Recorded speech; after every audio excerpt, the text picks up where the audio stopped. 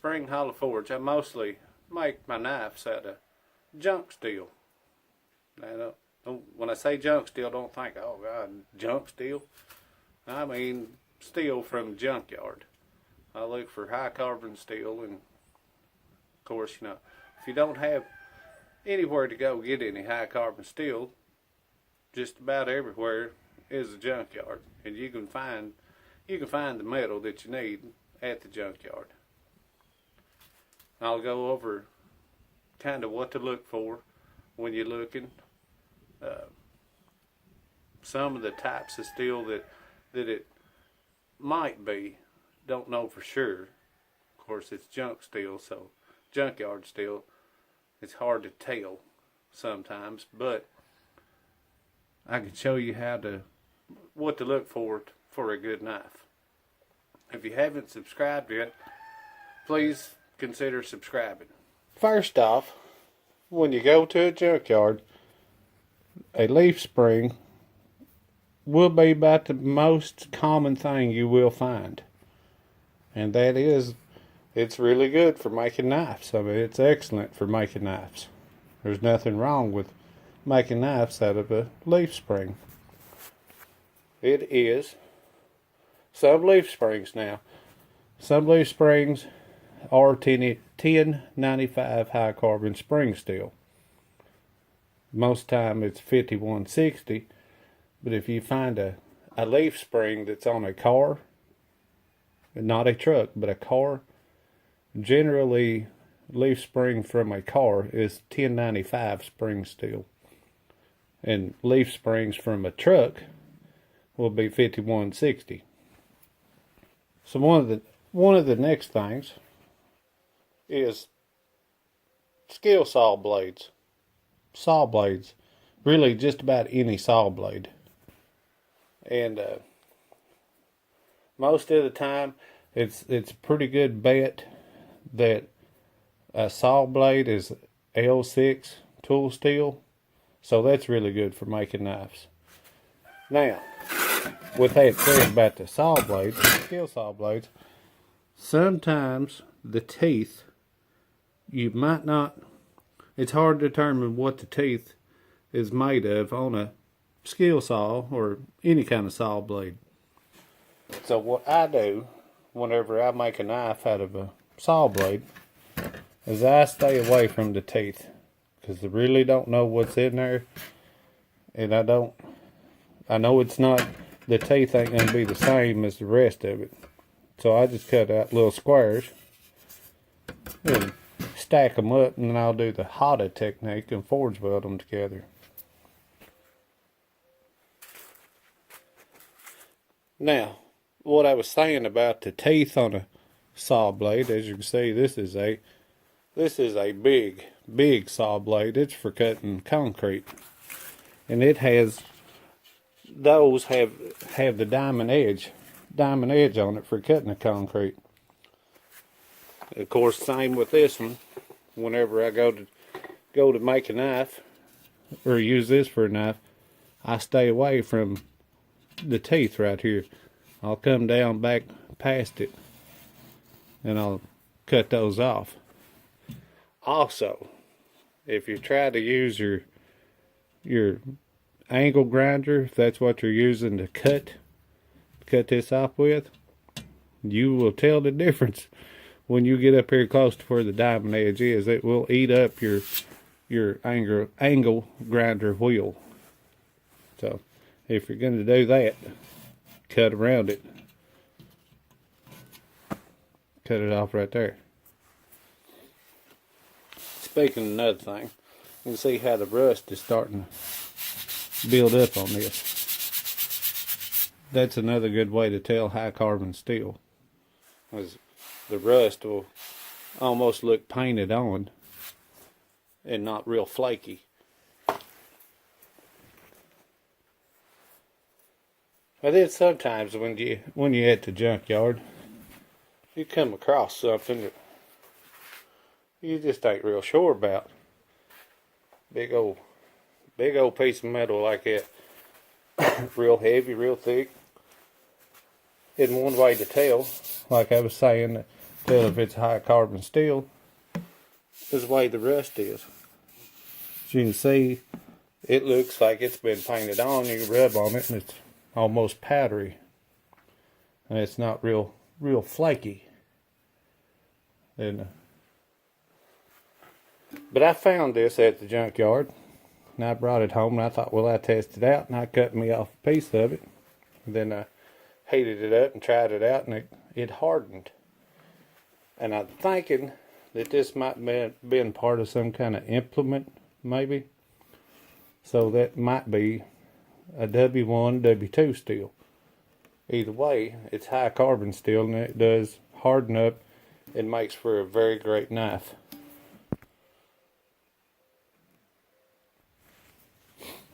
Now that real powdery looking type rust on it is a good indication that it has a high carbon content. This is another thing that you might find at the junkyard. I was at the auction and I bought a box lot of some stuff, and they had some railroad spikes in them.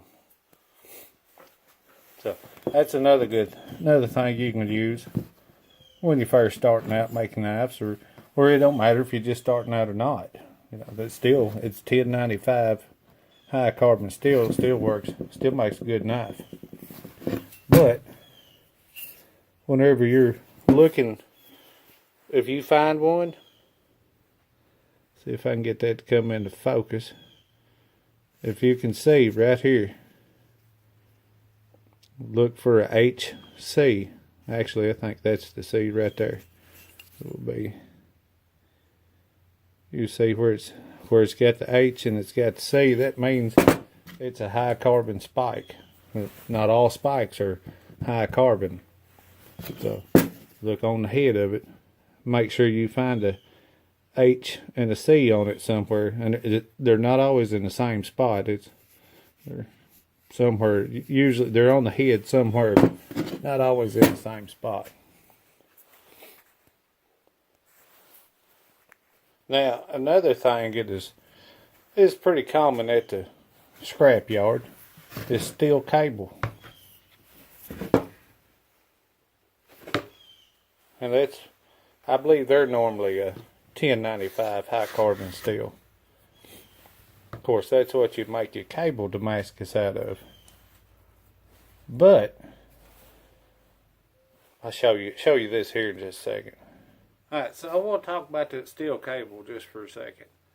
Because not always, every time when you go to if you're at the junkyard or you find a steel cable laying somewhere, not always you find the right one or what you're looking for.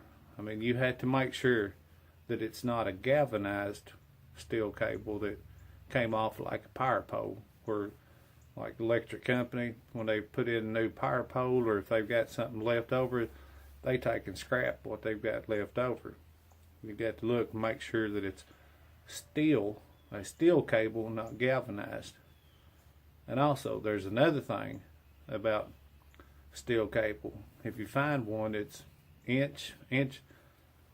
at least an inch and a half, about the size of an inch and a half cable, and you think you've run up on a gold mine of a cable, well, you gotta be careful about that too, especially when you go to cut it to make it for your billet to start off with. When you go to cut it, it might not be steel cable all the way through.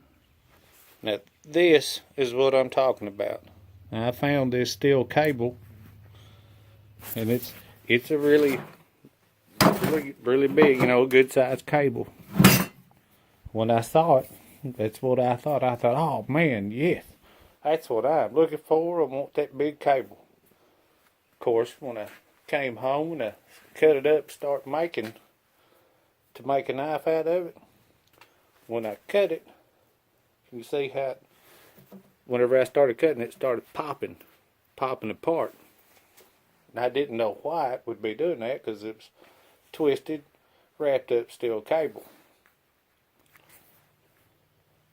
This is why it started popping apart. coming apart when I started cutting it. It's got a rope in the middle of it. So it wasn't steel fully, steel cable all the way through. When I started cutting it up, all those they just started falling and popping off, and I didn't know what was going on. And of course it will throw more than just the sparks. It's you got to be careful when you're cutting steel cable, because if it damages if you're using an angle grinder and it damages that blade, it could cause that blade to fly apart. And that's no fun, and it don't feel very good whenever it starts flying apart. But nonetheless, you can still use this to make a knife. Either way, you can stack them, put them all together, tie them together, weld the ends of them. Now, I don't normally weld both ends when I do mine. I just normally weld one end. That's just where my stick's going. But it still makes a good knife. Yeah, you might stumble up on some old files at the junkyard. Or not just the junkyard, yard sales, flea market, or auctions. You can make pretty decent knives out of a file. But one thing to remember about the files is they are pretty brittle. And I can't think right off hand of what steel that's made out of. But we know it's a hardened steel, and we know that it would make a good hardened edge. But it's also at the same time it can be very brittle. So try not to make a real big knife out of a file. Smaller knives. And also, if you don't forge your blades out and you're doing stock removal, you still need to heat this up, bring it up to a temperature to quench it, to harden it, re-harden it up. You need to soften it up to re-harden it, because the way it is right now, it is way too brittle for a knife blade. It will break when you start trying to use it, and a lot of people somebody's always going to be trying to pry something open or apart with a knife blade. And if you've ever tried prying something apart or open with a file, you know it's going to break. So, to kind of try to help keep it from happening, do a heat treat on it. Now, this is an example of a piece of steel that's not really ain't going to be good for making a knife. You can see how rough it is. It's not real powdery. It's just really rough, scaly looking. That's not going to work good for making a knife. That's a piece of mild steel. Which I knew already that this was a piece of mild steel, because it was a piece of mild steel that I had already got. And I bought mild steel, and that's what was left over. And that's where and that's what happened to it over time. It just scaled up, pitted up real bad. I know that's not a good one. Where it's not good for a knife blade. Another good steel, another good piece of metal you might find at the junkyard, which I know I find them around here, is a disc off of a disc harrow, I guess is the technical term, but a plow disc or off a piece of farm machinery, and it's usually a 1095 high carbon steel. You can take, if you want to do some poor boy Damascus, take that plow disc, cut it up in little squares, take your saw blades, cut it up into little squares with it, and then stack your metal from your disc and your metal from your saw blades, and There's you some poor boy Damascus. So hopefully this helps out. And if you, like I was saying before, if you ain't subscribed to the channel yet, consider subscribing. And we'll see what we come up with next time.